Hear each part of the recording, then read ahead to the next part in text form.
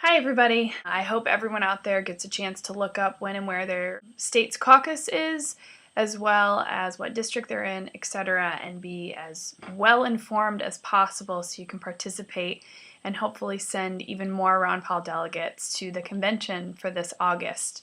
We seem to be having quite a bit of success so far. So I've been having a lot of discussions with people at this point in the election about this frickin' lesser of two evil debate. I mean, it really, that's how I feel about the lesser of two evil debate. And I'm having this conversation with some loved ones of mine and, some very close friends, etc. And maybe I will just share with you the two reasons why I refuse to vote for the lesser of two evils in the 2012 elections, if in fact Ron Paul is not an option, because as we all know, Ron Paul is the most ideal candidate for this country at this time frame during the economic turmoil that we're experiencing right now, as well as how much he cares for the individual's opportunity to do as one pleases, whether that means protecting one's own privacy or saying whatever someone wants to say, or keeping people from going to war with each other, and as well as just letting people be who they want to be. If you want to be a socialist, community oriented member, go for it. I mean, that's fine with me. So let me get into the two reasons why I will not be voting for the lesser of two evils, and why, after I get done saying this, I hope maybe some of you conservatives and maybe some of you Obama supporters could agree with me. And can you imagine if we had millions of people not voting? A lot of people are like, oh, well, if you don't vote for one person, you're sending a vote to the other person. Isn't it about time we got out of this whole left and right argument to begin with, this Republican-Democrat argument? Why are we spending so much time talking about the left and the right when, not to be cliche to all my liberty, peeps out there, but it's not this left-right paradigm. It's not the Democrats are going to make it better or worse. The Republicans are going to make it worse or better. It's yourself as an individual and family and community versus the government. All right, so now on to my theory of, well, I like to call it a theory, but really it's just my own opinion, but a theory makes me sound much more intellectual. But my theory and reasons for not voting for the lesser of two evils in the 2012 election. First and foremost, I will not vote for someone who I do not feel compelled enough to campaign for.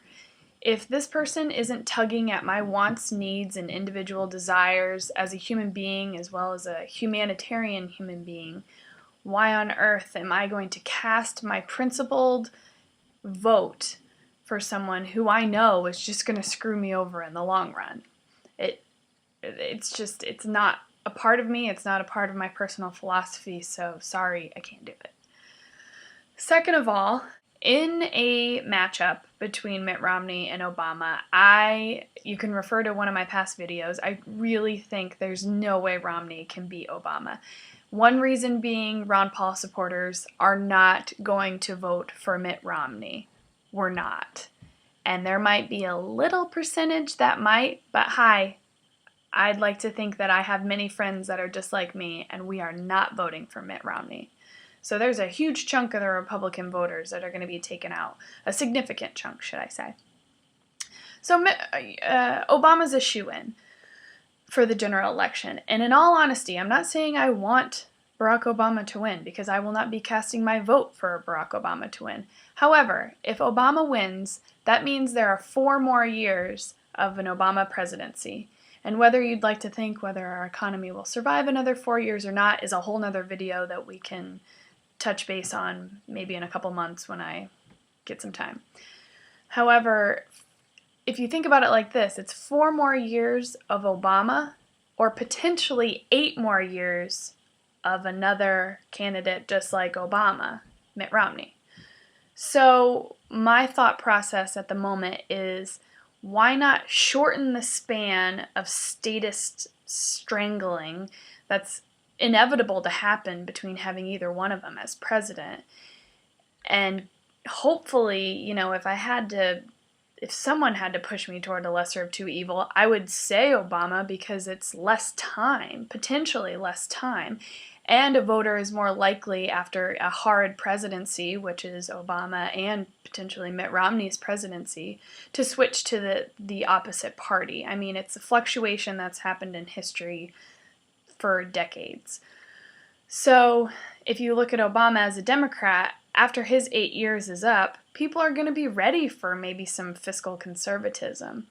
And that's when Rand Paul can come into the picture. We can be seasoning him at this point. I don't even know if anyone's even talked to him about this. Rand, did you know you are running for president, by the way? So this is my theory that I really believe if I had to participate in this godforsaken political system, which I have, my little anarchist heart is telling me no, and all my involvement in the Ron Paul campaign is telling me, yes, this sounds right, it makes sense. 4 more years of Obama is way better than potentially 8 more years of Mitt Romney. And that's my spiel, so let's start rooting for Rand Paul, I guess, once we see this general election pass us. And thank you for listening. I just had to get that off my chest, and I hope you all have a wonderful evening. And don't forget to look up your caucus information so you can get out and vote for these delegates, and then maybe we won't have to worry about this lesser of two evil debate anymore. That'd be great. Here, I gave you power, gave you control, but you had to play the role, reckless with the treasure that you hold. There isn't much as unsatisfying as